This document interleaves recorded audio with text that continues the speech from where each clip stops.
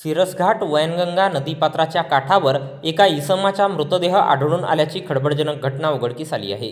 या घटनेची नोंद कारधा पोलिसांनी घेतली आहे।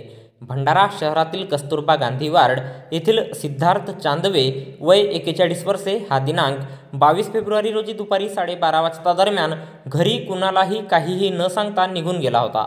त्यामुळे सिद्धार्थ यांची बहीण बबिता डहारे वय 48 वर्षे राहणार कस्तुरबा गांधी वार्ड यांनी पोलीस स्टेशन भंडारा येथे गुम बाबतची तक्रार दिली होती। सिद्धार्थ चांदवे यांच्या पत्नीने दुसरे लग्न केल्याने तो तणावात राहत होता आणि दारू पाणी पिऊन त्याचा मानसिक त्रास वाढल्यामुळे त्याने वैनगंगा नदीत उडी घेऊन आत्महत्या केली।